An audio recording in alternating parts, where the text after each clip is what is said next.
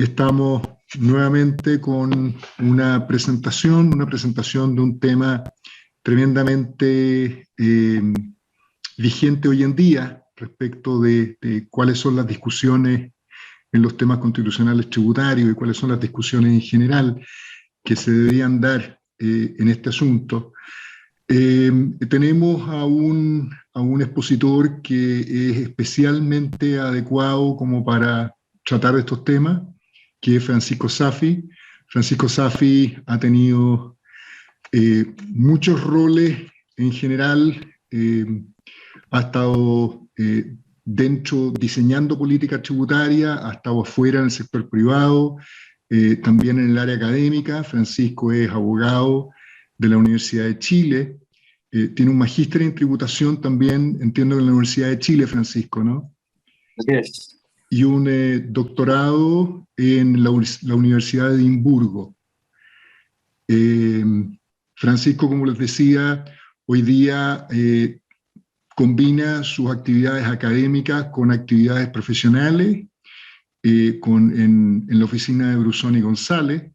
Tiene una amplia trayectoria en el sector privado, pero también es una persona que estuvo en el gobierno por ahí por el año 2014, 2013-2014, Francisco, en lo que fue como parte del equipo técnico apoyando la reforma tributaria de esos años, que es una reforma tributaria tremendamente potente, y específicamente en un área que ha sido muy importante en lo que es la práctica, que tiene que ver con la norma general antielusiva, que entiendo que eso le ha dado satisfacciones y muchas frustraciones, porque entiendo que finalmente el diseño original no terminó plasmándose en la ley como en la manera que Francisco le hubiera gustado. Nunca te he visto con críticas tan duras respecto al producto, pero entiendo que ahí cuando uno está detrás de bambalinas y después ve que el acto no sale de la manera como se diseñó, igual hay algo de frustración ahí, no solamente de orgullo. Gracias, Arturo, por la presentación. Sí, la verdad es que agradezco la invitación. Una invitación a la propia casa, pero muy contento de estar acá. Muy contento además de ver a tantos conocidos. Y claro, como decía Arturo, la reforma del 2014 fue una reforma que en el gobierno de la presidenta Bachelet costó mucho sacar, que yo creo que además con el tiempo se ha visto la importancia que tenía, como varias de esas reformas que se presentaron en ese gobierno y que en su momento, por distintos temas, desde asuntos comunicacionales hasta objeciones políticas u oposición política muy fuerte, no se llegaron a cabo como se quería, pero por lo menos en lo que dice relación con las medidas de antirrupción han subsistido y de hecho como que ahora vemos se están reforzando y al fin parece que va a quedar con aplicación administrativa, que es lo que siempre se buscó, por lo menos en un comienzo. Y digo al fin pensando en que exista alguna posibilidad de hacer un cambio en materia tributaria. Hay varias cosas, como saben todos quienes están acá presentes, que se están discutiendo en materia de antiilusión y antievasión, partiendo por el proyecto de ley sobre información de los saldos de cuentas corrientes bancarias que los bancos deberían entregar al Servicio de Impuestos Internos, un tema que ha sido empujado por los senadores Montes, Lagos Weber y Pizarro, y que pareciera hoy en día el proyecto en materia tributaria que es lo más cercano a materializarse de las cosas que se están discutiendo. Hoy día tenemos, por lo menos lo que quiero hacer es una presentación sobre el derecho constitucional tributario y la manera en que afecta a la política tributaria. No me quiero referir en detalle a algún programa de gobierno. También se sabe, junto aquí con Pedro Castro, que somos parte de un equipo tributario de la candidata Paula Narváez. no me quiero referir en detalle a las propuestas que están en ese programa, porque no creo que ese sea el rol ni la razón por la cual me invitaron. Entonces quiero hacer una presentación más bien general, para terminar haciendo referencia en términos sistémicos, diría yo, a las propuestas que se han hecho hasta ahora por los candidatos y ver cómo eso se vincula o se relaciona con lo que va a ocurrir en materia tributaria en lo que yo creo que es más relevante, que es la discusión de la Convención Constitucional. Entiendo que ahí estoy compartiendo pantalla, ¿no? Efectivamente, estás compartiendo pantalla, pero no en pantalla completa. Eso mismo. ¿Ahí sí? Ahora sí, ahora sí. Perdón, solamente para poner las reglas del juego, Francisco va a hacer la exposición. Queremos que las preguntas se hagan por el chat, y a medida que vayan surgiendo las preguntas en el chat, yo voy a hacérselas a Francisco, ya sea en forma individual o combinando una o más preguntas, de manera de evitar las interrupciones y darle un poquito más de continuidad a la presentación de Francisco.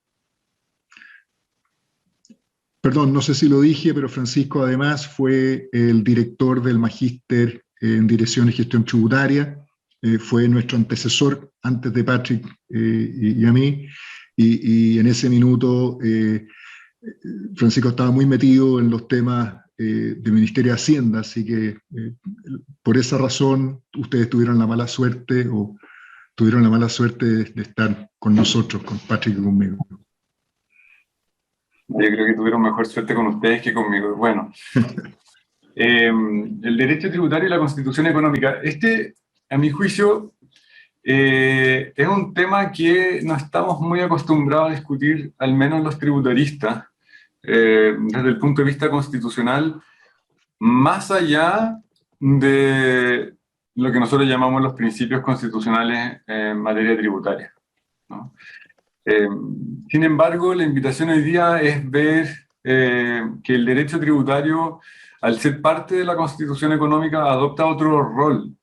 No es simplemente la forma en la cual se tiene una regulación a nivel constitucional para efectos de determinar alguna de las tres funciones tradicionalmente asignadas al derecho tributario, vale decir, la función de recaudación, de redistribución o de corrección, sino que además se agrega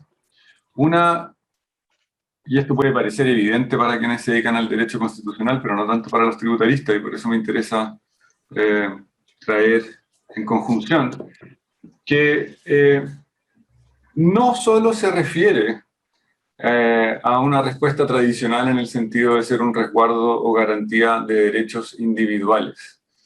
La Constitución económica, como vamos a empezar a ver y discutir en la Convención Constituyente, espero, va mucho más allá del resguardo o garantía de los derechos civiles y políticos, especialmente cuando lo que nosotros queremos hacer o lo que queremos discutir es la generación de un Estado social y democrático de derecho.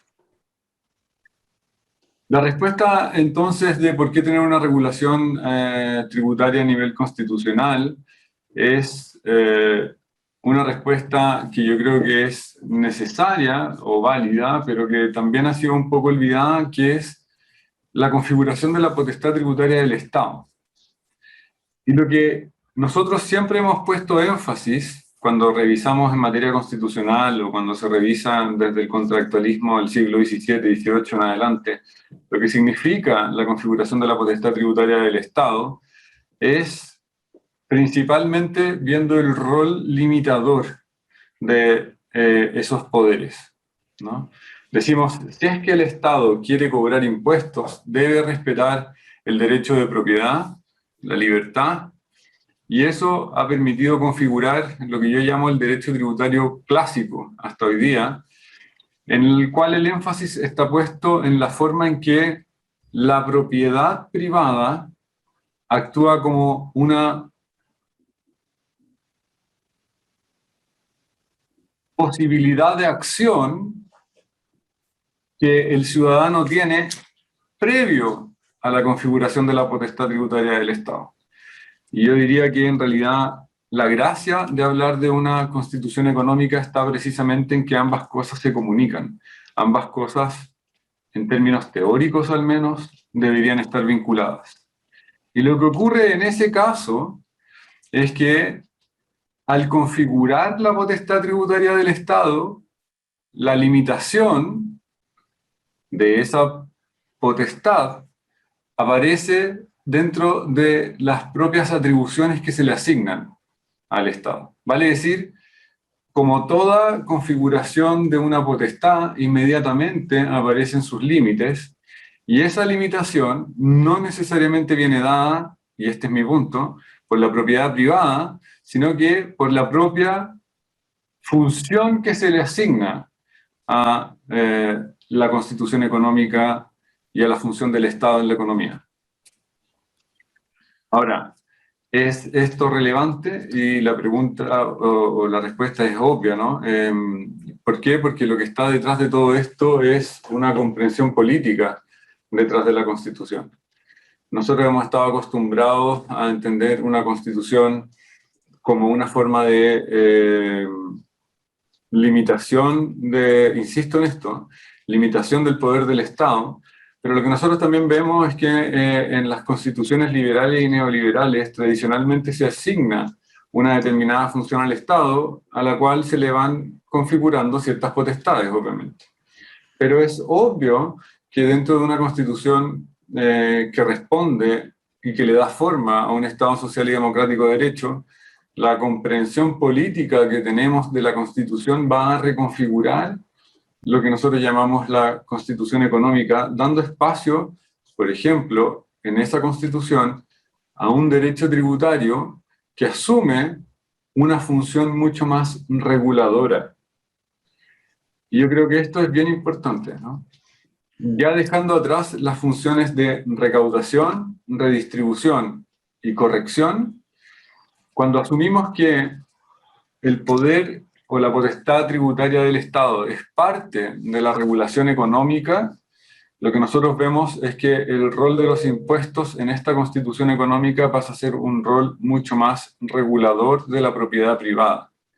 Vale decir, una forma de establecer relaciones entre el Estado y los privados, y por el Estado quiero decir por los privados indirectamente o mediados a través del Estado, en el cual la posibilidad de reconocer ciertos derechos universales pasa a ser parte también de la regulación de la Constitución económica, y el rol de los impuestos en estos casos ya no es simplemente el rol de solicitar al particular que contribuya de acuerdo a su capacidad contributiva, ya no es simplemente revisar la manera en que se puede exigir a los que tienen más que paguen más, y tampoco es simplemente el rol que está muy de moda, anoche se escuchó mucho en el debate en CNN, de los impuestos verdes, de corregir, por ejemplo, los problemas que surgen en el medio ambiente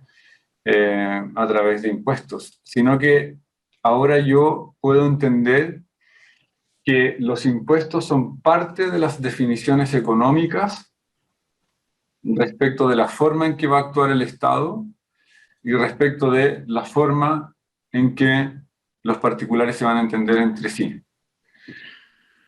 Y creo que esto... ¿Sí?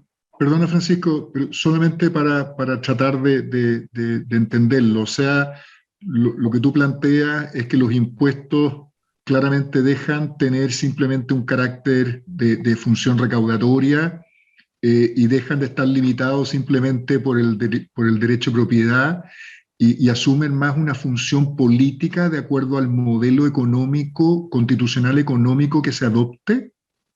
Sí, efectivamente. Y quiero ver cuáles son las consecuencias que tiene eso para un sistema tributario. Un poco más adelante. Entonces,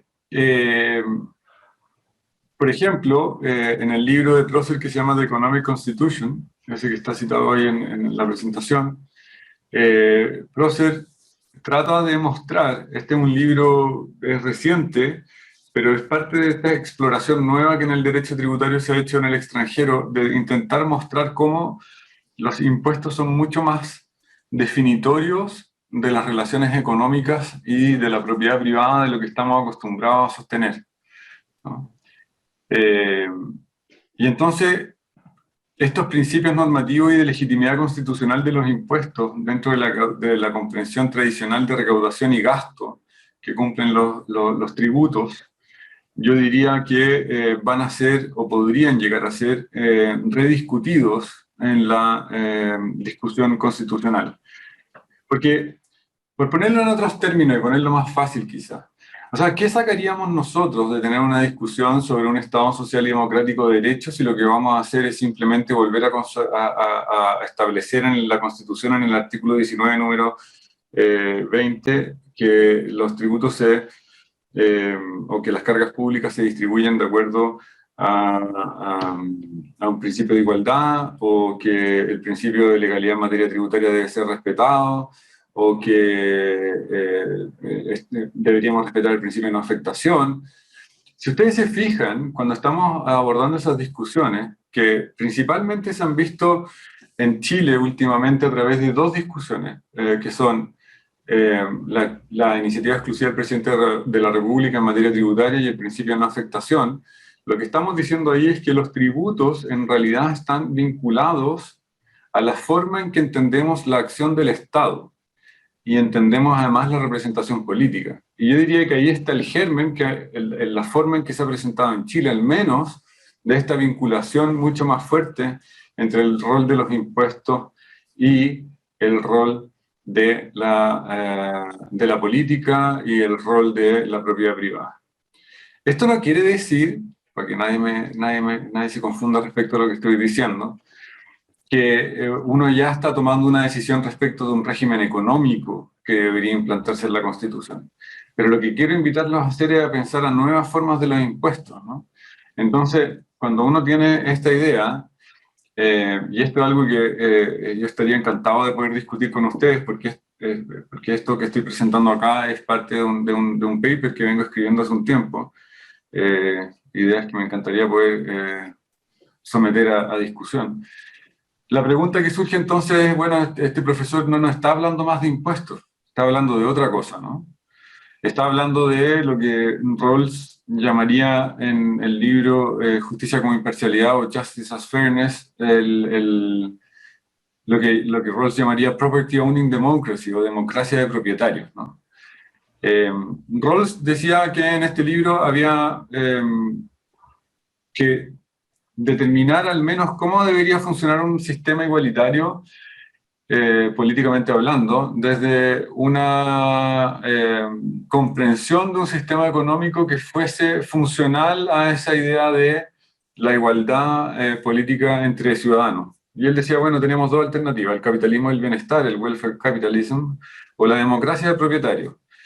Sin querer entrar en el detalle de por qué Rawls adopta la democracia de propietarios, una de las razones principales por las que obviamente se inclina él por esta idea es porque la democracia de propietarios no tiene los problemas que tenía, al menos para un liberal, la discusión sobre el capitalismo del bienestar respecto de lo que ellos creían, cuestión que obviamente también vamos a tener que discutir en Chile, que significaba el paternalismo del welfarismo, ¿no? En cambio, en una democracia de propietarios, la libertad seguía siendo preeminente en este orden de prelación de los principios de justicia que establece Rawls, donde la libertad es lo primero y luego viene la igualdad. ¿Cuál es el problema o cómo se ha enfrentado esta discusión últimamente? Hay un libro que yo cada vez que puedo recomiendo, que es el libro de Caterina Pistor, que se llama The Code of Capital, que a mi juicio explica de una manera bastante sencilla, y de hecho cuando uno está acostumbrado a leer cosas muy dogmáticas o muy complejas en términos jurídicos, lo encuentro un libro bastante poco complejo, pero sí muy ilustrativo a mi juicio. Ella tiene otros trabajos bien interesantes también, donde lo que ella muestra es que los impuestos necesariamente van a tener que empezar a cumplir otro rol, porque parte del problema en el cual estamos situados hoy día en el mundo es que existe un código, eso es lo que llama ella, que ha dado origen a la posibilidad de acumulación de capital a través de estructuras jurídicas, legales, que el Estado ampara, pero que además los abogados, como actores principales de esto que llamamos el código, el mundo codificado, han sido principalmente responsables de cómo se ha generado una acumulación del capital que no es deseable. Y lo mismo pasa, por ejemplo, en el libro de Elizabeth Anderson respecto del trabajo, sobre la discusión de cómo el capitalismo ha perdido las condiciones que hacían posible la libertad y la igualdad que prometía. Y entonces los impuestos, y ese es mi punto, no pueden seguir cumpliendo la misma función. No podemos seguir asumiendo, o en realidad podemos, pero lo que quiero decir es, sería cortoplacista asumir que los impuestos van a seguir siendo discutidos de la misma forma en la cual lo hemos discutido hasta ahora, como instrumentos o meros instrumentos de recaudación, redistribución o corrección, sino que los impuestos, y esta es una idea que desarrollé desde mi proyecto doctoral hasta hoy día, pero hoy día hay más literatura que por lo menos ampara la idea, los impuestos redefinen la propiedad privada. O sea, no puede haber propiedad privada sin impuestos, tal como los impuestos dependen de la existencia de la propiedad privada. ¿Y cuál es el giro que hay que empezar a ver o pensar de la función de los impuestos? Es que en esa redefinición entre propiedad e impuestos deberíamos redefinir la redistribución e intentar darle forma jurídica a esta idea que a mí me parece muy interesante de la predistribución. Vale decir, una forma de distribución asegurada de recursos a la ciudadanía, tal que la redistribución, ojalá, devenga irrelevante. ¿Por qué? Porque el arreglo o los arreglos institucionales y legales no deberían permitir la acumulación de capital a tal nivel de que estemos entrampados en esta discusión de cómo y a quién deberíamos grabar más para efectos de redistribuir. ¿Por qué?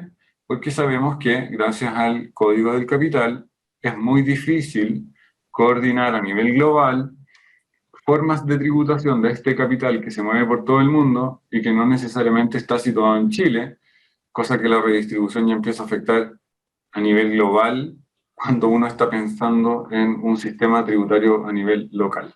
Esto es lo que estamos viendo en las últimas discusiones con Biden, a nivel del G7, después del G20, la idea de un impuesto mínimo a nivel global, que hay que ver los detalles, pero hacia allá va el mundo. Y precisamente por esto que estamos discutiendo, ¿no? Creo yo, porque el Perdón, Francisco. ¿Sí? Disculpa, ¿tú podrías aclarar el concepto de predistribución? Sí, el concepto de predistribución es un concepto que surgió primeramente en Rawls, en esta idea de el property owning democracy, o sea, la democracia de propietarios.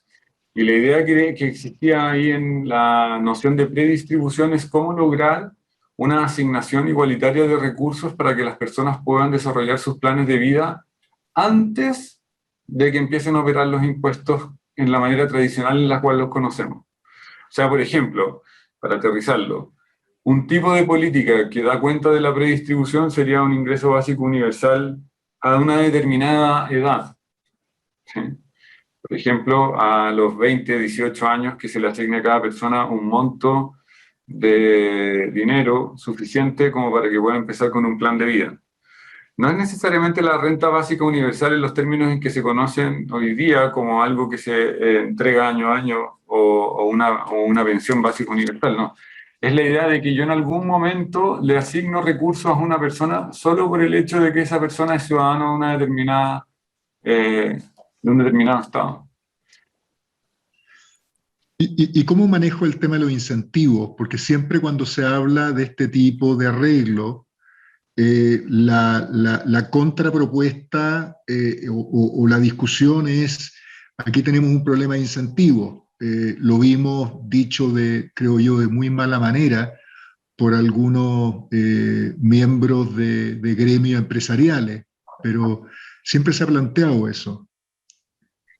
Sí, ahí, para ser bien sincero, bueno, la literatura, por ejemplo, que se ha dedicado principalmente al tema en términos de filosofía política son los trabajos de Gerald Cohen y de Joseph Cairns, que son dos personas que yo creo que son quienes más han desarrollado y han discutido sobre el rol de los incentivos en términos económicos y el comportamiento de los sujetos cuando están en determinados arreglos institucionales que suponen de parte de ellos un determinado comportamiento económico. Y lo que ellos dicen es que si uno asume que el incentivo que uno tiene a acumular o a trabajar está situado en ese arreglo institucional, es probable que con un cambio de ese arreglo institucional también se modifiquen los incentivos y nos podamos dedicar efectivamente a aquello que,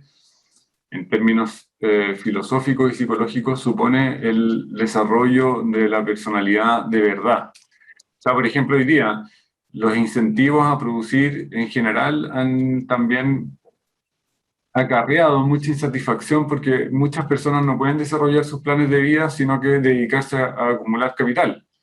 En una sociedad en la cual no hay espacio para que esas personas puedan dedicarse desde la música o el arte o efectivamente a investigar, por ejemplo, porque no tienen recursos suficientes para financiar una enfermedad en el futuro.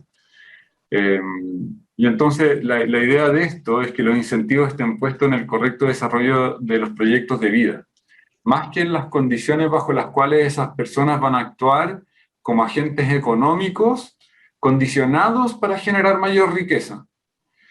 Entonces, claro, ahí hay toda una discusión filosófico-política respecto de cuál es el rol del ciudadano y cuál es la función que eso se le asigna institucionalmente a los impuestos.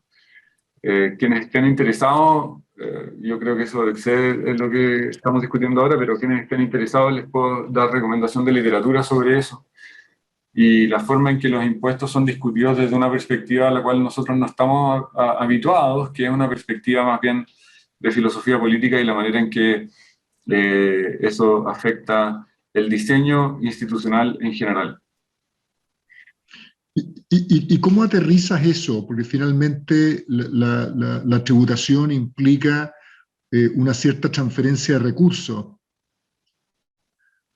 O sea, porque la pregunta es ¿cómo aterrizas eso a ciertos principios constitucionales? O quizás me estoy adelantando a tu presentación. Sí, todavía te estaba adelantando un poco, pero por ejemplo, en términos institucionales, ¿cómo uno podría pensar en predistribución? Yo creo que hay un trabajo de Janet von Wolfersdorf y Francisca Pacheco que va a salir luego en un libro que está editando Jorge Atria y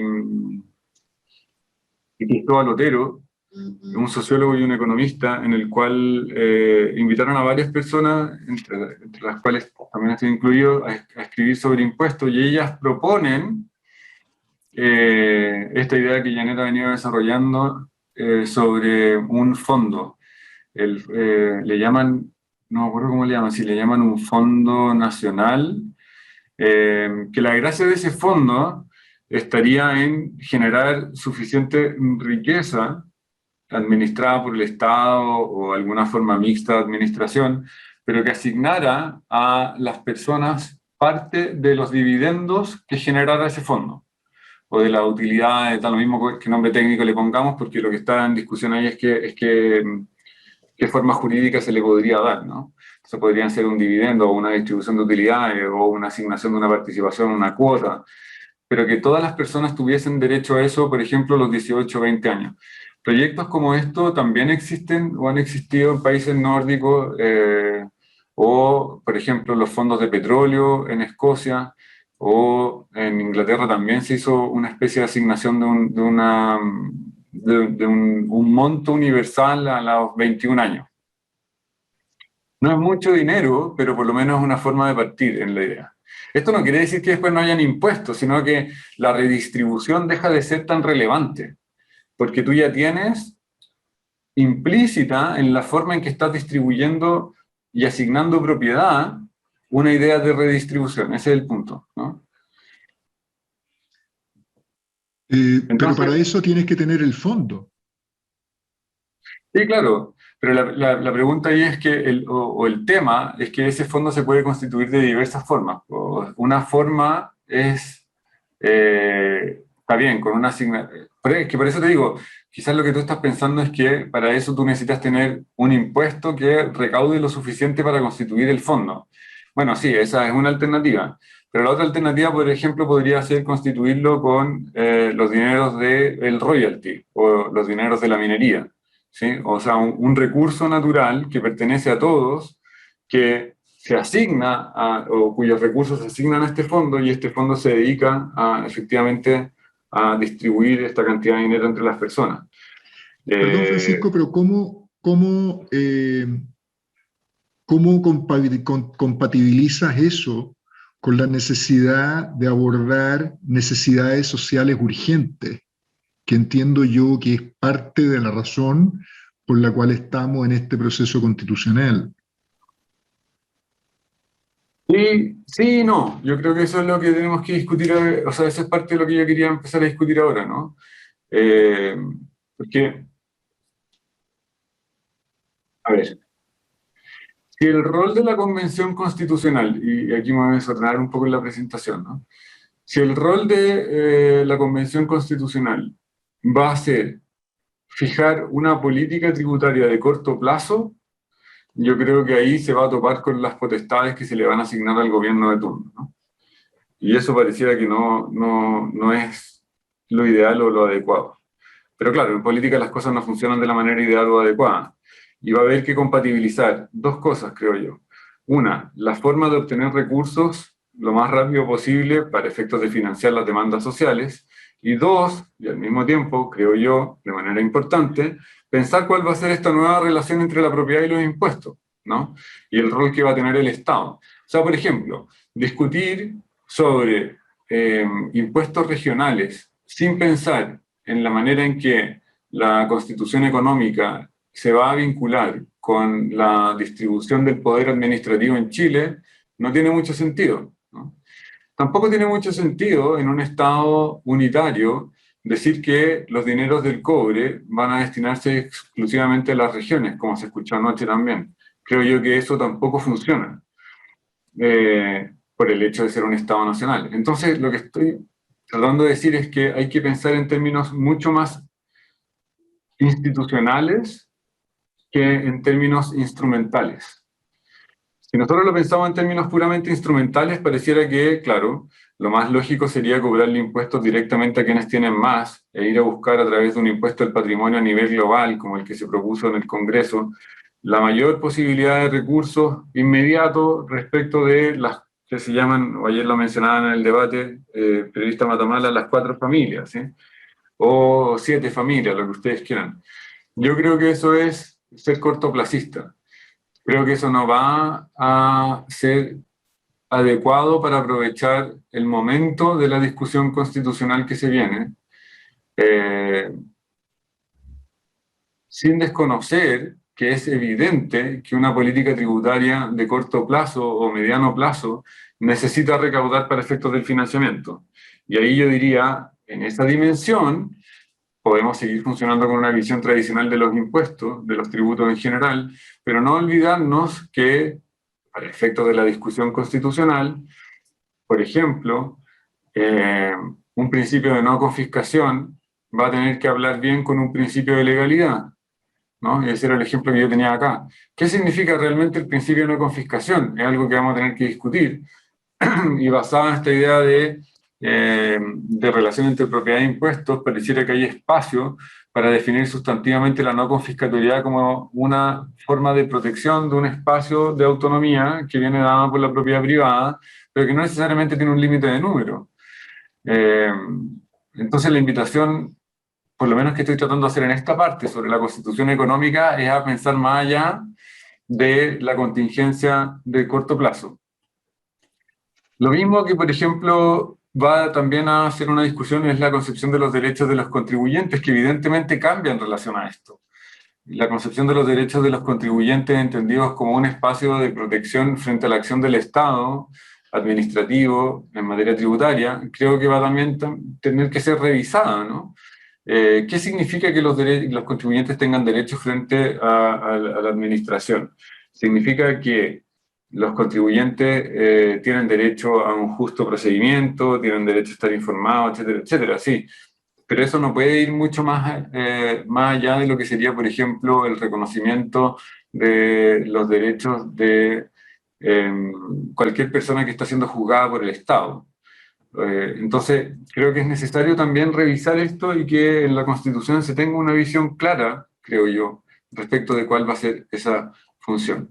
Y acá yo creo que quería hablar esto un poco más del corto plazo o mediano plazo, que son los temas que estabas diciendo tú, Arturo, creo, que son las propuestas de los candidatos presidenciales, porque si ustedes se fijan, las propuestas de las y los candidatos presidenciales no se vinculan mucho con lo que hemos estado discutiendo hasta ahora o estado presentando hasta ahora como problemas de la constitución económica, sino que las y los candidatos están pensando mucho más directamente en temas de recaudación y redistribución, en temas de cómo yo aumento la recaudación tributaria en relación al PIB, cuáles son las razones que puedo tener para eso, cómo se puede hacer, qué no se puede hacer, cuál va a ser y si es necesaria la redistribución o no.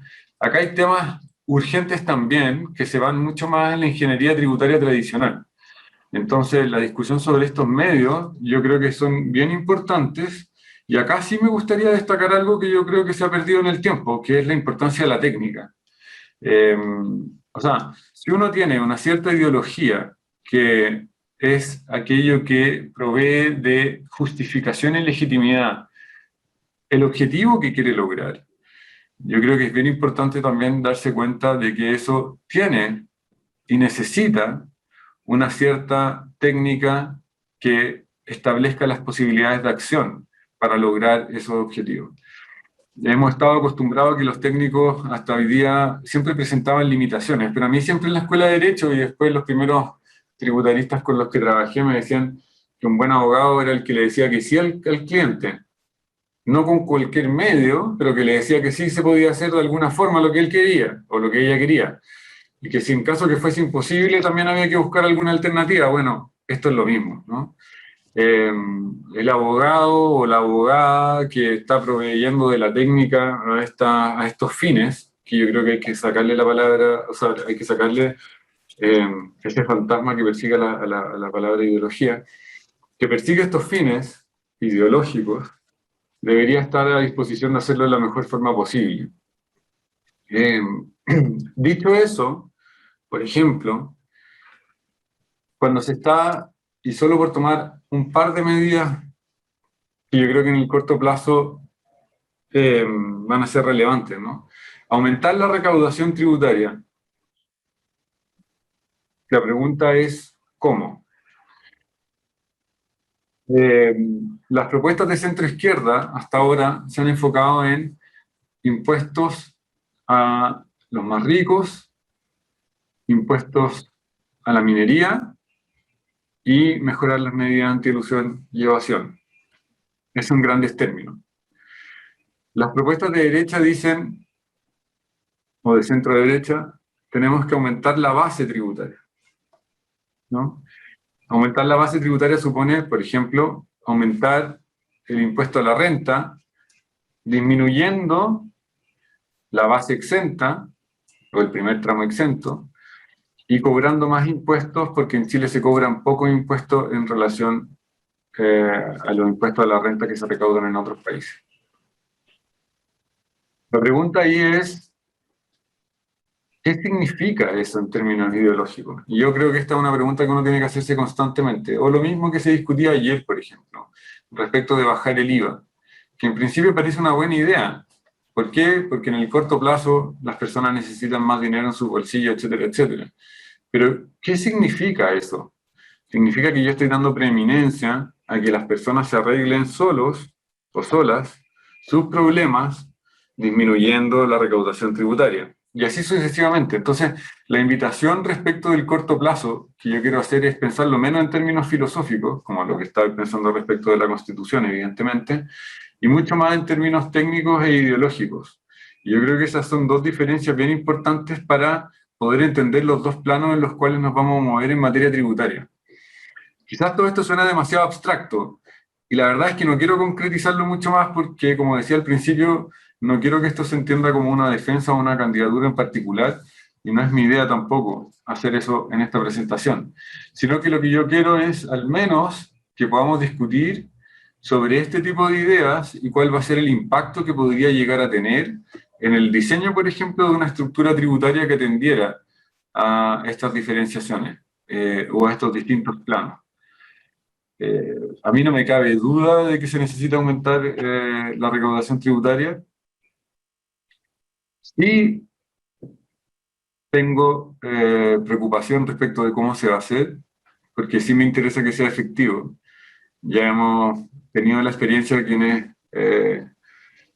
tuvimos la suerte o la carga de haber sido parte de esa reforma tributaria del 2014 y después del 2016, de que las cosas efectivamente no funcionaron como queríamos. Es algo que también podemos discutir ahora en las preguntas, si quieren, de cómo se estiman o cómo se piensan las recaudaciones tributarias, que yo creo que ahí es donde los abogados deberíamos hablar más con los economistas, y los economistas también deberían ser más abiertos a ideas de los abogados o ideas de los juristas en general, respecto de cómo ellos determinan los cálculos de recaudación, que yo también creo que ese es otro gran tema. Alguien también me podría decir que todo esto va a depender de que el Estado gaste mejor, etcétera, etcétera, y yo no tengo duda de eso. O sea, esa es una discusión que yo creo que no tiene mucho... que no tiene mucho espacio para condicionar las reformas que se necesitan. Y sin embargo, es muy importante para efectos de la legitimidad y el correcto funcionamiento de esas reformas. O sea, yo no puedo pedir que aumentemos la recaudación, o no podemos pedir aumentar la recaudación para despilfarrar esos recursos, evidentemente. Pero también me interesa mostrar de que el aumento de los recursos no está condicionado a que yo reciba algo más.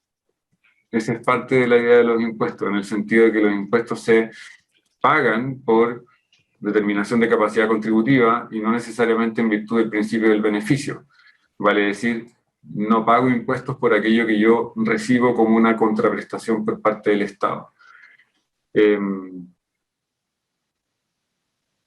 Supongo que podemos seguir discutiendo esto en más detalle con las preguntas. A mí me complica pensar, y yo creo que eso se nota en mi presentación, ¿no? ¿Cómo van a conversar la Convención Constituyente con el próximo gobierno, especialmente en materia tributaria?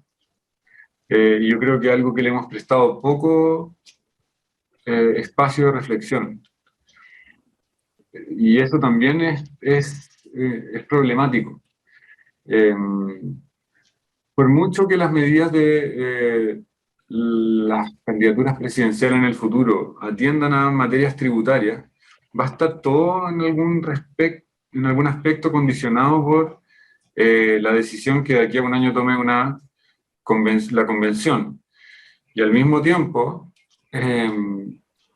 yo supongo que muchas de las medidas que están proponiendo las y los candidatos presidenciales van a tener que ajustarse a ese nuevo marco regulatorio fijado por la propia Constitución. Entonces ahí es donde a mí me generan muchas dudas cómo se van a compatibilizar los tiempos, porque una reforma tributaria, como todos sabemos, no puede ser o no es efectiva en términos de satisfacer todos sus efectos en un corto tiempo, sino que al menos se necesita un año. No sé si para aprobarla, porque no sé qué es lo que va a pasar, a lo mejor se puede aprobar de un día para otro, pero pero sí para ver los efectos económicos en términos de recaudación y poder evaluar esa reforma en el futuro. Lo que Francisco, quería conversar. tengo una pregunta aquí que dice, una manera de entender el momento puede ser aceptar que emerge la necesidad de relevar valores que lo orienten, así una moral tributaria resultante de una deliberación ciudadana legitimará el sistema tributario que nos demos. O sea, básicamente es qué pasa con el tema de la moral tributaria o los valores que están detrás. Eh, sí, es que yo haría una distinción, ¿no? Una distinción respecto de entender la moral tributaria en los términos en que se entiende desde el punto de vista de la, por decirlo así, de la sociología tributaria, cuando hemos estado discutiendo sobre cómo incentivar el cumplimiento tributario por parte de las y los ciudadanos. Y en ese caso, evidentemente que hay que pensar, yo diría que esa es una pregunta que se vincula más que con el nivel constitucional tributario, se vincula con el nivel de la ley, ¿no? Y de la regulación en particular o del diseño de un sistema. Entonces ahí lo que uno debería intentar ver es cómo generar un sistema tributario que tienda al cumplimiento. ¿Cuáles son, por ejemplo, las razones que tienen los ciudadanos para cumplir? ¿Cómo yo genero un sistema que vaya de la mano o que dé cuenta de esas razones que tienen los ciudadanos y las ciudadanas para cumplir? Y desde el punto de vista, si bien entiendo la pregunta ahora a nivel constitucional económico, la pregunta es ¿qué valores van a permitir justificar las decisiones que se tomen a nivel constitucional tributario? Y yo estoy completamente de acuerdo con eso, que sí necesitamos discutir a nivel político de cuáles son las razones que tenemos para tener impuestos que van mucho más allá, insisto, de los recursos que tiene el Estado. O sea, ustedes vieron también el fin de semana, hace un par de fines de semana, que salió el asesor económico de un candidato diciendo que el 50% del financiamiento de su programa iba a ser deuda. Podemos estar más o menos de acuerdo, pero mi punto con ese ejemplo es que en los libros siempre se ha dicho que una forma de financiar el Estado es con deuda, otra es con actividad económica del Estado y otra es con impuestos. Entonces, la pregunta de por qué tenemos impuestos no es solamente instrumental, eso es lo que quiero relevar, sino que dice relación con definiciones políticas de cómo nos entendemos.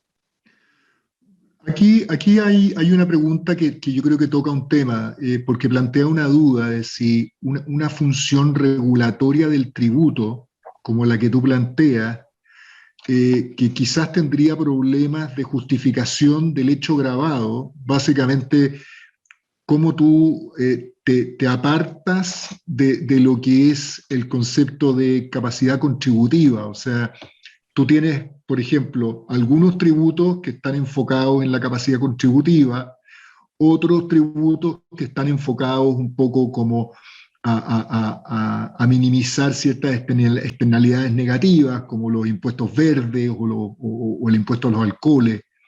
Pero el hecho de que tú plantees una nueva función, esta función regulatoria, como que un poco nos mueve el piso. Y Sí, esa es una buena pregunta.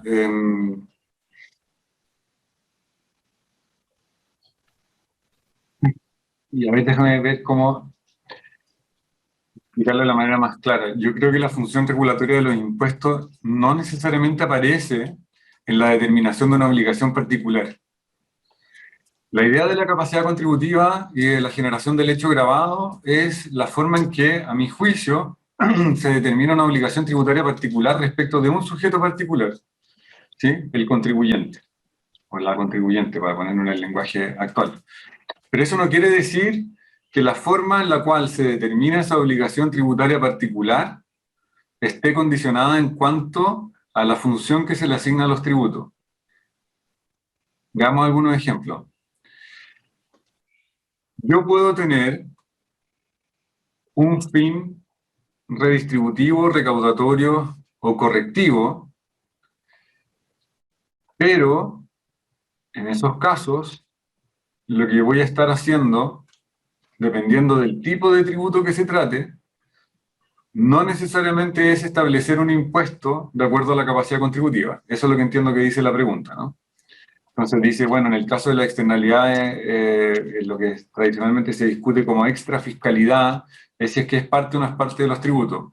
Yo siempre he sostenido que esos no son impuestos, sino que son precios o multas, ¿sí? Está bien, entonces uno puede dejar eso fuera. Después te queda, ¿qué te queda? Te quedan las funciones de recaudación y redistribución. Entonces, asumir que la capacidad contributiva es relevante ha permitido justificar, por ejemplo, un esquema progresivo de redistribución, históricamente, ¿no? Esa ha sido como la función que ha tenido. Mi punto es el siguiente.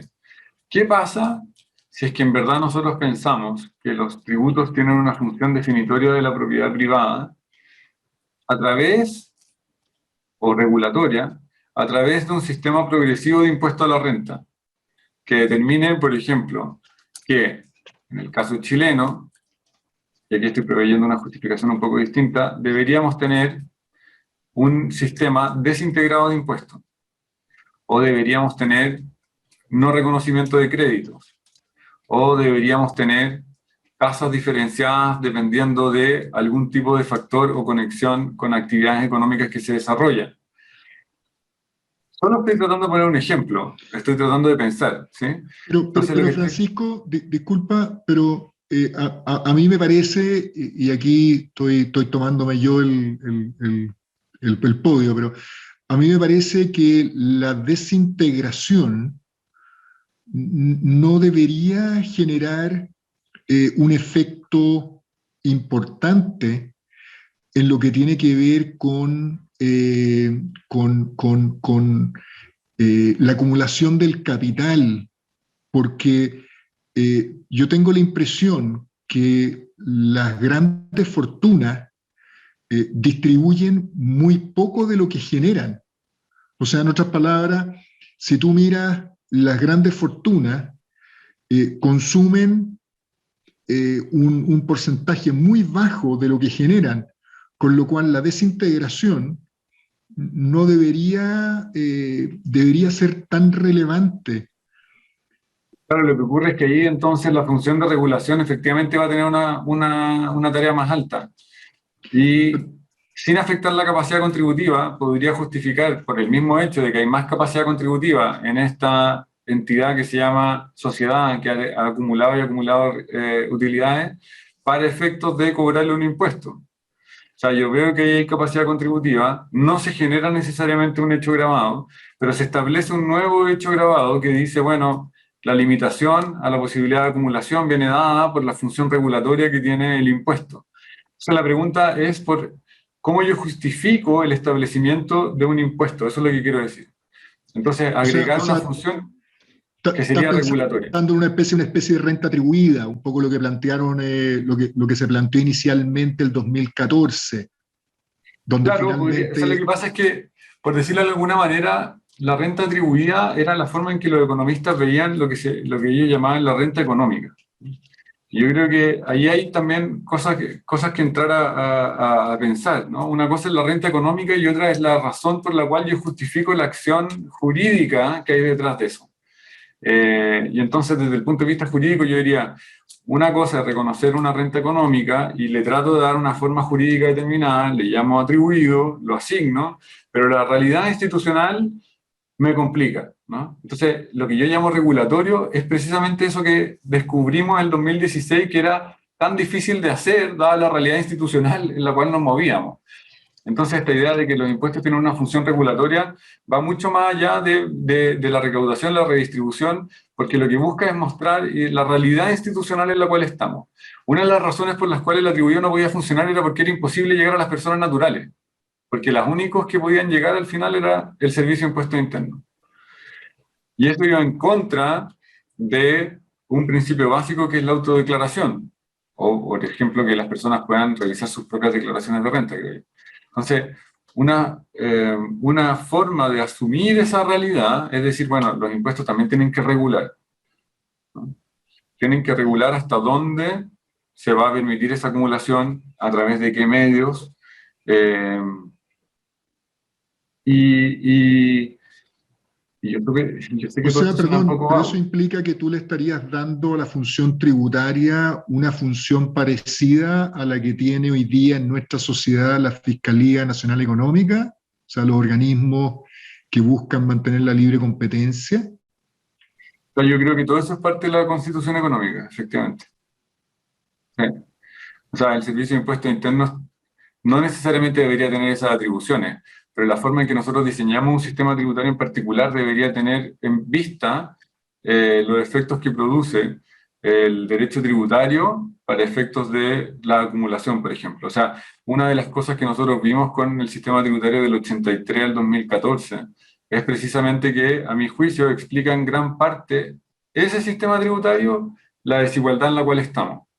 Si uno pudiera hacer un análisis respecto de cómo eso permitió la acumulación del capital y distintas figuras que hicieron que se tributara bastante menos de lo que debía, o cómo eso permitió, por ejemplo, que las empresas chilenas salieran al mundo, y las consecuencias que eso tuvo en términos de desigualdad, más allá de si es que estaba bien en ese momento o no, eso, yo no estoy discutiendo eso, sino que estoy diciendo, ojo, mire, ahí sí tenía una función regulatoria clara, pero no estábamos acostumbrados a verla.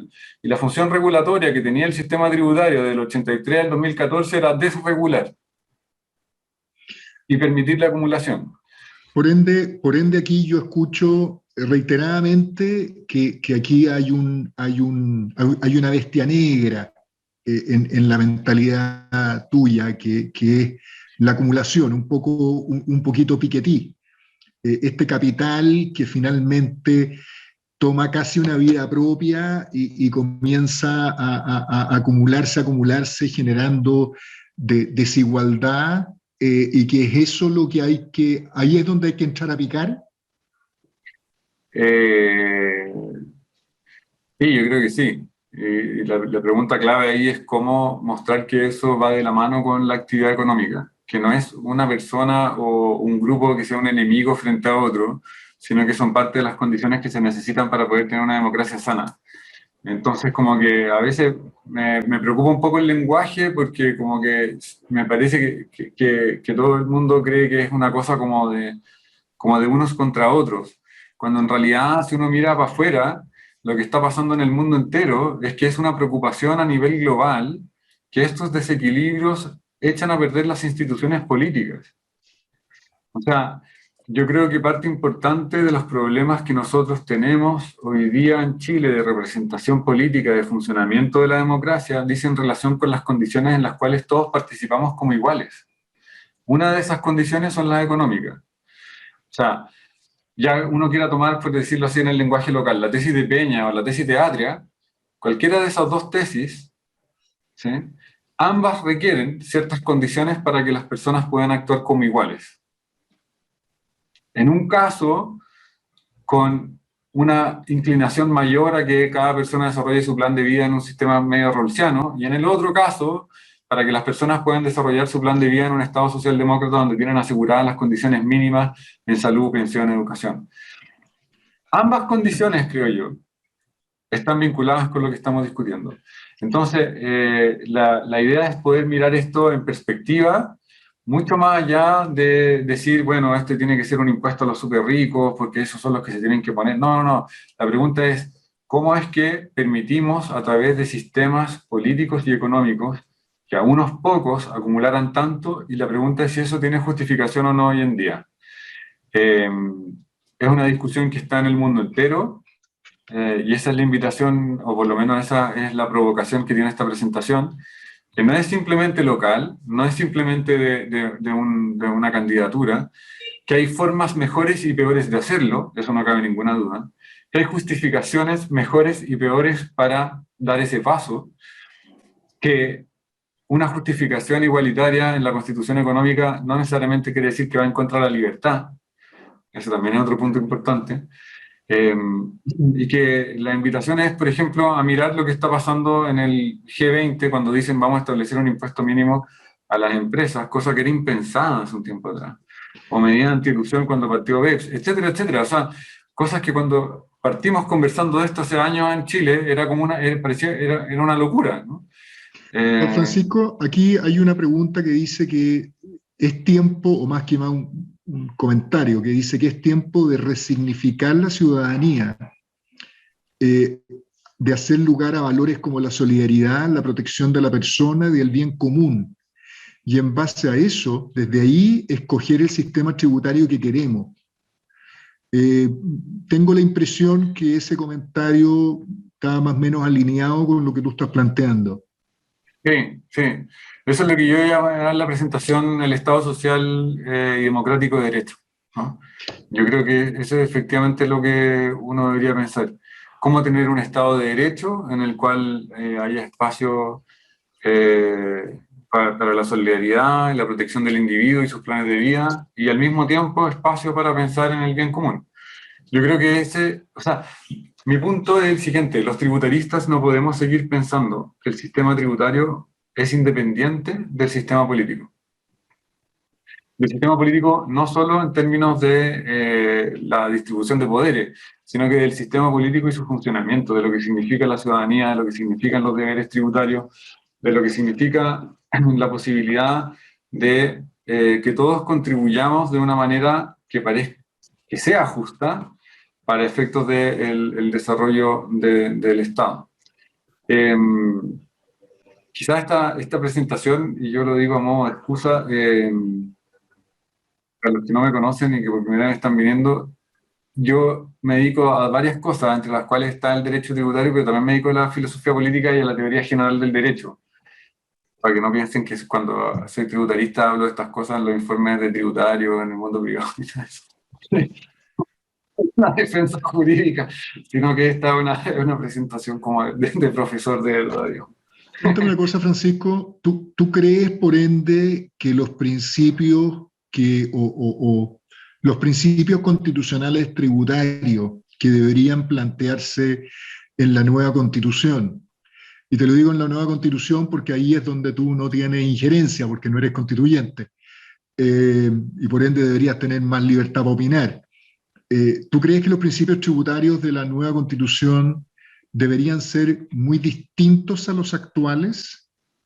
¿O estás pensando, porque, o estás pensando que finalmente la constitución debería plasmar un régimen económico distinto? Y en ese caso, ¿cómo aterrizas eso a lo tributario? Ya, esa es una Porque súper buena pregunta.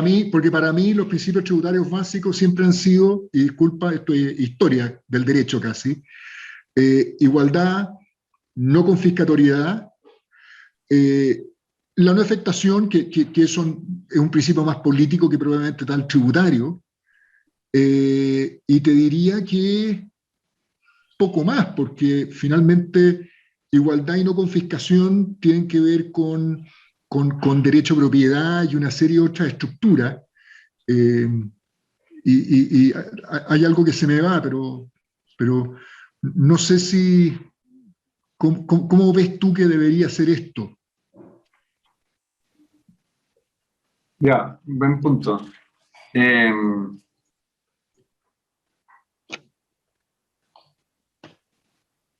Bueno, yo soy de los que creía que la Constitución chilena no necesariamente necesita una redefinición completa, sino que necesitaba una forma de apropiación eh, popular.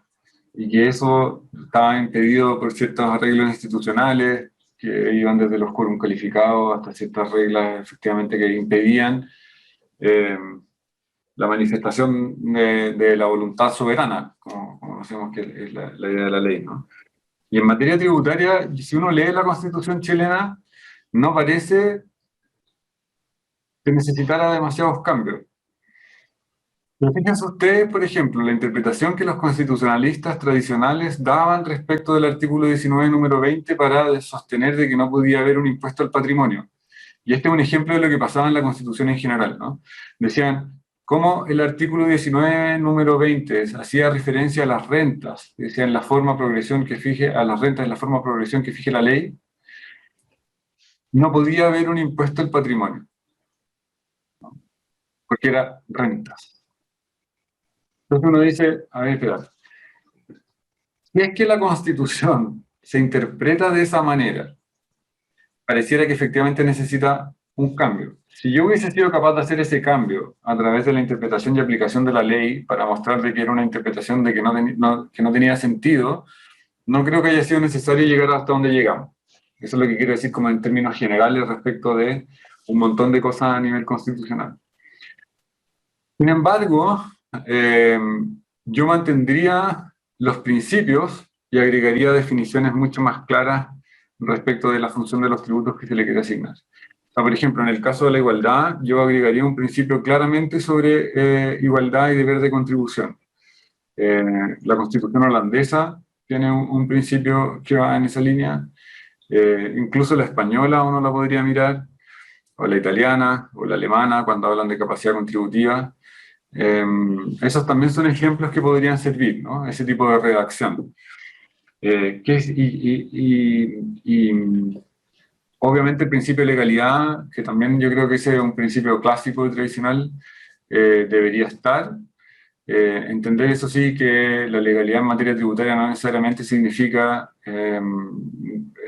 limitar la potestad reglamentaria del Estado en algunas áreas, que yo creo que eso ha generado mucho problema a nivel tributario, tanto así de que complejiza innecesariamente la ley, cosa que eso acentúa de que este sea un área del derecho especialmente monopolizada por abogados y en contra de lo que uno entendía era la función de la codificación. O sea, uno agarra, incluso nuestros propios estudiantes agarran el código o la ley de la renta y la verdad es que no se entiende nada, ¿no? Y eso en parte creo yo por déficit de entender la potestad reglamentaria del presidente de la República o lo que teníamos hasta entonces como potestad reglamentaria de la presidencia de la República. Lo mismo respecto de, por ejemplo, la no confiscatoriedad. El principio de no confiscatoriedad, yo creo, y esto lo está trabajando un estudiante mío que está haciendo una tesis, es ver qué significa realmente la no confiscatoriedad. ¿Qué era sustantivamente el valor que buscaba resguardar esta idea? ¿Es simplemente un número? ¿Es el 50%? ¿O tiene que ver mucho más con la discusión, por ejemplo, que el Tribunal Constitucional alemán ha dado respecto de la no confiscatoriedad cuando dice que no debería afectar ciertas condiciones básicas del ejercicio de un determinado derecho? Y eso podría ser desde, no sé, un porcentaje ínfimo hasta un porcentaje muy alto, dependiendo de qué derecho se trate, ¿no? Entonces, ir a buscar eso y tratar de plasmarlo en la Constitución. El principio de no afectación, como decías tú, yo creo que también va a depender mucho, yo creo que de si tenemos un régimen parlamentario, si tenemos un régimen presidencial, si tenemos un semipresidencial, toda esa discusión, ¿no? No, claro, que para mí la no afectación es básicamente administrativo, más que probablemente tal una garantía tributaria. O sea, yo te diría que ahí efectivamente las garantías tributarias básicas son aquellas, son las que tú ya mencionaste. Sí. Pero que a mí lo que probablemente la gente le preocupa, o eventualmente los potenciales afectados por los impuestos le preocupa, es cómo tú compatibilizas un respeto básico a la propiedad privada con este fuerte impacto redistributivo que se quiere hacer. Yo creo que mediante esta idea que estamos discutiendo, ¿no? La idea de que impuestos y propiedad van de la mano. Yo creo, a mí no me cabe ninguna duda de que la propiedad privada es importante para el desarrollo de la personalidad y el desarrollo de la autonomía, y que eso evidentemente también tiene impacto en la manera en que entendemos los impuestos. A nivel constitucional, sin embargo, yo no... Bueno, a menos de que nos pasemos a un sistema económico que desconozca la importancia de la propiedad privada, que no creo que así sea, por muy radical que parezca en algunas medidas, no creo que eso tenga impacto en el sistema tributario en particular. O sea, por decirlo de otra manera, si es que se llega a establecer un régimen en el cual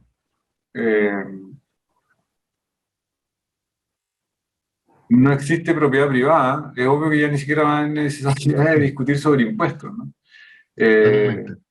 Entonces, no sé hasta dónde va a llegar eso. Sin embargo, si es que ya aceptamos un régimen de propiedad privada, yo creo que es súper importante tener en consideración un principio. H.L.A. Hart, el filósofo del derecho, que además escribió, era tributarista, de hecho, él cuando ejercía la profesión, escribió algunos libros también de filosofía del derecho penal. Él decía algo bien importante sobre los impuestos. Decía, los impuestos no se contraponen a la propiedad. Los impuestos necesitan la generación de propiedad y de riqueza. Entonces, claro, ese es el equilibrio que uno tiene que mirar, ¿no?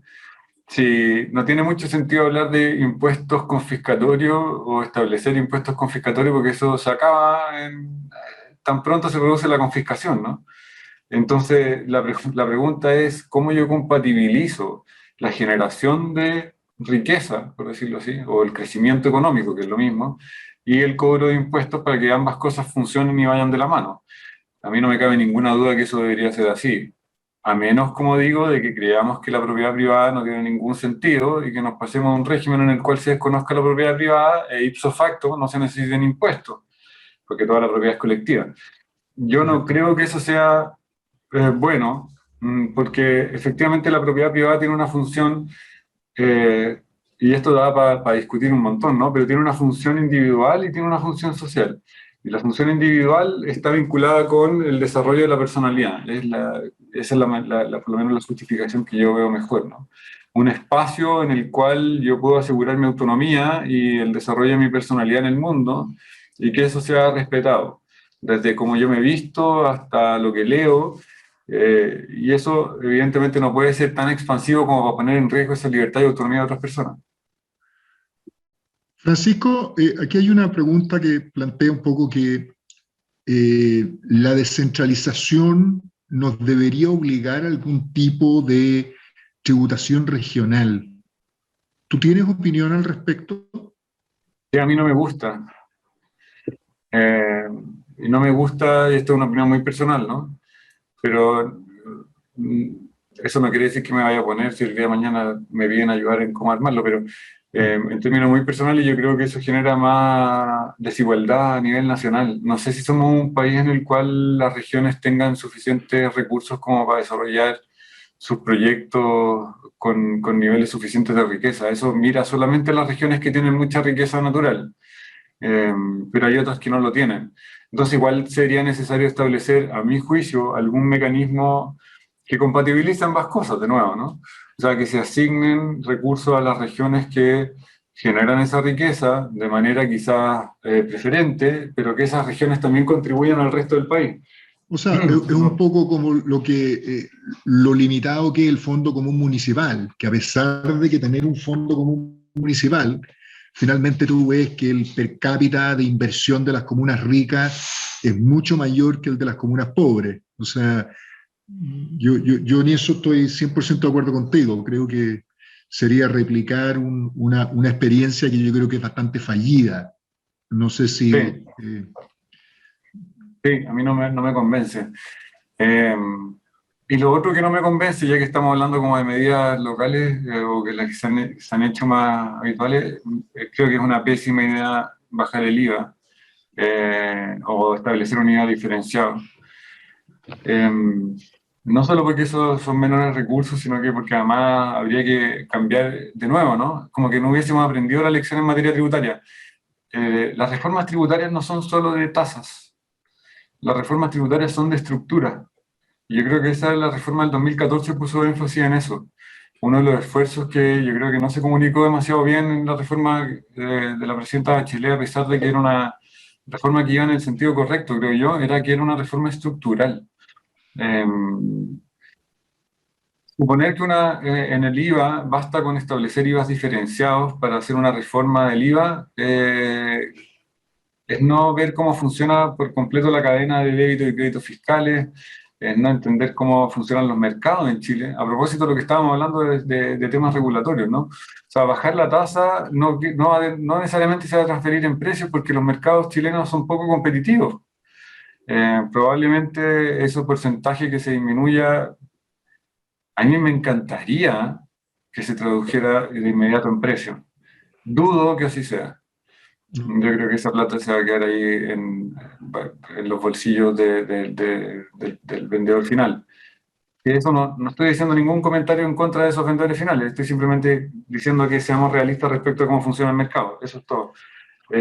Y desde esa perspectiva, Francisco, con ese realismo que tú tomas el IVA y cómo funciona el mercado, ¿cómo crees que es posible compatibilizar un cambio, no sé si llamarle copernicano, en la manera como entendemos los impuestos y no impactar fuertemente a este mercado o no generar fuga de capitales o no generar fuga de talentos? Dime tú.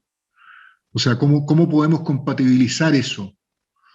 Yo creo que ahí es donde viene la parte de la legitimidad del sistema. La parte de lo que en la pregunta anterior hablabas tú o decías de moral tributaria, yo le llamaría de legitimidad del sistema tributario, ¿no? Para Claro. intentar mostrar que una mayor contribución no necesariamente significa una prohibición de generación de riqueza, que una mayor contribución efectivamente puede hacer que tengamos un país mejor, que los países desarrollados tienen más altos estándares de tributación, eh,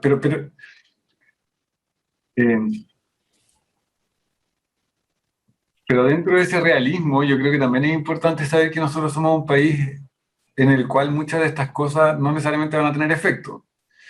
Hace un tiempo atrás yo escribí una columna en contra del impuesto al patrimonio, precisamente por esto, se malentendió bastante esa columna.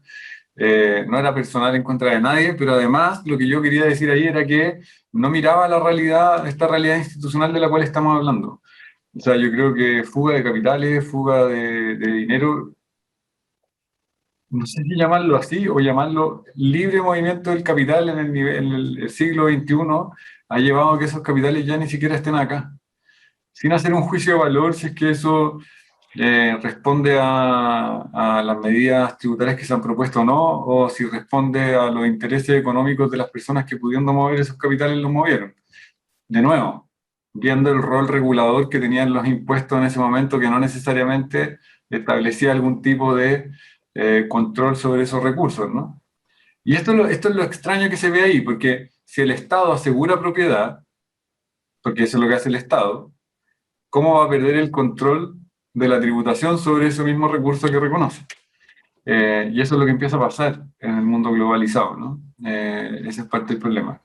Ahora, si esto va a generar desincentivos tributarios, o sea, desincentivos a generar riqueza, yo creo que ahí es donde entra la justificación de la legitimidad del cobro, del gasto, de mejorar la fiscalización, porque también muchas personas que contribuyen y pagan de acuerdo a sus obligaciones encuentran una razón para no pagar el hecho de que otros no estén pagando y después se creen, no sé, perdonazos tributarios o blanqueamiento, como quieran que se llamen. Sí, claro, nadie quiere ser el único tonto de la cuadra, que es el único que paga. Y ahí hay Claro. un tema que es muy difícil de control social. Sí, en ese sentido, yo creo que es importante darnos cuenta de qué se trata la empresa en la que estamos involucrados todos. Eso también es parte del debate político que es necesario dar. Y no, insisto, no vernos como de unos contra otros, sino que es la creación de algo en el cual todos podamos convivir de manera pacífica y pudiendo desarrollar nuestros proyectos de vida de la mejor forma posible. De que se necesitan subir los... No sé si tenéis... Esa es la forma que lo quiero decir. Lo que quiero decir es de que se necesita mayor recaudación, se necesita. ¿Y por qué? Porque Chile es un país que lamentablemente no tiene las condiciones de endeudamiento que tiene el primer mundo. O sea, por ejemplo, Estados Unidos, dentro de la OECD, es el país que sigue a Chile en términos de recaudación tributaria, un 24%, 25% del PIB, ¿no? Bueno, sin considerar México o Colombia que entraron ahora, pero mirando a los países más desarrollados de la OECD.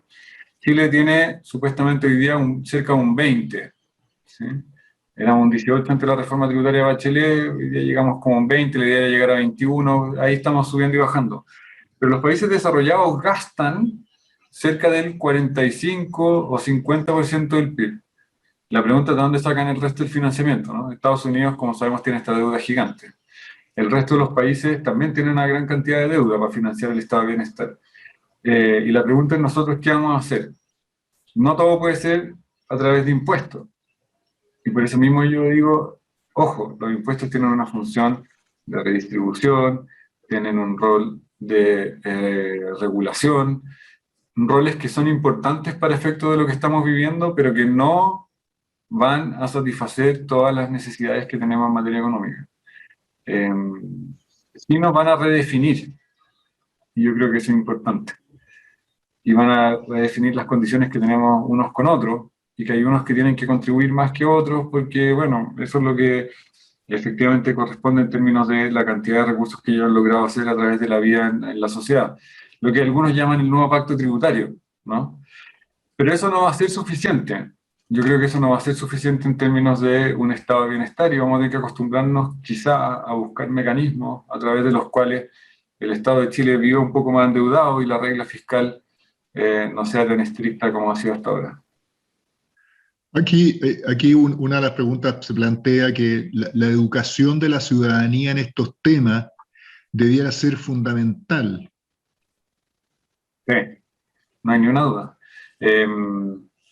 La pregunta es cómo, ¿no? ¿Cómo lo hacemos? Sí, pareciera que no hay espacio, ¿no? No hay tiempo para poder dar a conocer esta idea. Creo que hay unas fundaciones nuevas de gente joven que se está metiendo en estos temas, que se llama Capacidad Contributiva, lo vi en Twitter la otra vez. No sé quiénes son, pero están así como intentando educar a través de Twitter, que me parece súper bien. Pero claro, se necesitan tiempo, se necesitan recursos. Las universidades en general tratamos de hacer esto, pero no llegamos a toda la ciudadanía. Yo creo que ahí también va a ser importante la discusión en los debates. Si es que tienen Sí, claro. espacio, ayer uno lo ve, hay poco espacio también. Francisco, estamos obligados a cerrar ya por la hora. Aquí se plantea que efectivamente también el rol de educación cívica, el rol de la filosofía, y efectivamente un rol que yo creo que ha sido súper interesante, que ha sido el rol que ha asumido el Servicio de Impuestos Internos, donde me estoy colgando una pregunta, creo que me estoy apropiando de opinión ajena aquí. Creo que el rol del Servicio de Impuestos Internos ha sido muy importante estos últimos, yo te diría, 10 años en cuanto a educador. No sé cómo quieres cerrar. Primero yo quiero agradecer a Francisco por darnos la oportunidad. Quiero agradecer a todos los asistentes, específicamente además a Francisca, a Carlota, a Javiera, por haber organizado y haber generado la plataforma. Pero no sé con qué comentario te gustaría cerrar, porque yo me quedo con una impresión de que estamos tratando de ponernos pantalones largos, y aquí viene un poco la visión del asustado, que es que nos comparamos mucho con los países ricos, pero somos bien distintos. Hay toda una polémica en Twitter, así, donde dice, parece que no somos Nueva Zelanda.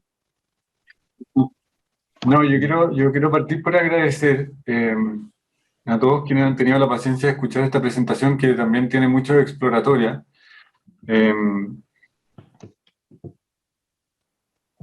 Quiero agradecer el espacio, obviamente, como decía antes, tener estos espacios para poder conversar estas cosas no se dan mucho.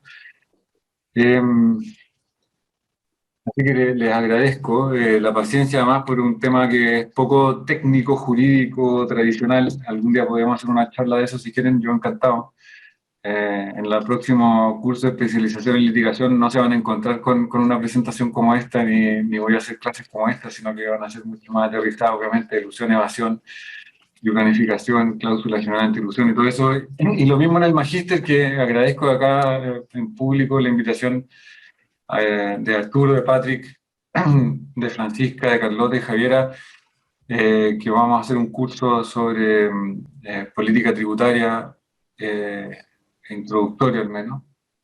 Quiero agradecerle también a Pedro y a Hernán por esta charla y todo esto que estamos metidos, pero quiero hacer un par de comentarios respecto a esto, de lo que tú decías, Arturo, del asustado. Cuando en 2014 empezamos a discutir la cláusula general anti-ilusión, que ahora me ha traído dolores de espalda y malos ratos, y como que la gente cree que poco menos era lo que yo quería de toda la vida, y que me identifico con eso. Mi tesis doctoral, lo primero que hice, y esto para los que es pública, así que y quiero sacar el libro pronto en inglés, pero lo que dice es que las cláusulas generales de ilusión no sirven. Sirven por un rato, eso es lo que dice mi argumento. Así que lo aclaro al tiro, llevo como 10 años aclarándolo, pero sirven por un rato, y sirven por un rato porque después se vuelven de nuevo muy formales en la aplicación, cuando se aplican, pero acá todavía estamos en esos pasos intermedios. Y uno de los comentarios que a mí más gracia me causó, uno que decía en la revista El Abogado, que esto era como el estudiante, sin decir mi nombre, pero decía el estudiante que vuelve de Edimburgo y quiere copiar ideas que ve afuera para establecerlas en Chile. Es como que quiere comprarse un Ferrari y hacerlo correr en las calles de Valparaíso. Nada más lejano a eso y nada más divertido que la analogía, porque en verdad la invitación es, mira, Chile somos un país que es capaz de muchas cosas, que las hemos hecho y las hemos hecho relativamente bien. Y yo creo que el temor que existe en estas materias en parte impide que discutamos de manera adecuada. Pueden haber ideas buenas, pueden haber ideas malas, pueden haber buenas formas de hacerlo y malas formas de hacerlo, insisto en esa cuestión. Pero eso no impide que las discutamos. Yo creo que no sacamos mucho efectivamente con compararnos con países desarrollados y los términos de recursos que tienen ellos y de cómo lo vamos a implementar, pero eso no quiere decir que renunciemos a la idea, ¿no? Quizás no vamos a ser el primero de la clase, pero eso no quiere decir que no pueda estudiar Derecho. O no voy a ser quizá un triatleta, pero eso no quiere decir, o un corredor de maratones, pero bueno, voy a correr una, ¿sí? Veamos, si me lesiono en el camino y no puedo correr más, bueno, problema de cómo entrené, problema de las metas que me puse, pero supongo que estamos en condiciones de dar un salto, ese salto al desarrollo social, más que al desarrollo económico le llamaría yo, supone preocuparnos de unos de otros, supone un estado en el cual podamos desarrollar planes de vida sin estar necesariamente constreñidos, asustados, estresados, endeudados, que eso solo genera mucho ruido, solo genera desafección política, y yo creo que eso es gran parte ocasionado por desigualdades estructurales para las mujeres, para las clases sociales y para las posibilidades que tienen los niños de desarrollar esos planes de vida. Yo diría que esas son las 3 dimensiones más difíciles que tenemos que enfrentar, y no por eso, o no por las limitaciones de estar en un país relativamente no rico, porque pobres tampoco somos, pero no rico, nos vamos a negar la posibilidad de pensarlo bien y tratar de hacerlo de la mejor forma posible. Eso quería decir. Fantástico. No, muy interesante, Francisco. Yo creo que pones muchos temas encima de la mesa, al menos generas muchas interrogantes para la gente más cuadrada, más tradicional como yo, que es como cómo tú sales de la perspectiva recaudatoria y te vas a una perspectiva más regulatoria, pero eso ya es para otra conversación. Cuando quieran. Eso ya... Así que encantado. Oye, nuevamente agradecerte. Aquí Javiera nos recuerda que tenemos el curso de especialización en litigación tributaria, donde Francisco, como decía, va a ser uno de los protagonistas en esta cláusula general antielusiva, entre otras cosas, esta cosa que no funciona, pero sí funciona. Ahí tienen el link en el chat. Y nuevamente agradecer a todos. Y muchas gracias. Salvo, no sé, Carlota, Fran, Javier, ¿hay algo? Pedro, Hernán, ¿hay algo que...? Nada más, solo agradecer los comentarios de los participantes en el chat, agradecer a Francisco también su excelente exposición, y así como alguien ahí dice, me encantó. Yo también debo decir que hoy día fue especialmente grato, además, escuchar el ánimo que acompañó la conversación técnica, como la quieran llamar. Yo creo que ese ánimo es el que ojalá nos debería acompañar permanentemente para avanzar hacia algo mejor en cualquier materia. Así es que muchas gracias, Francisco, como dicen ahí, excelente, clara exposición, la gente quedó muy, muy contenta. Así es que muchas gracias y ojalá nos volvamos a encontrar muy pronto en alguna nueva actividad.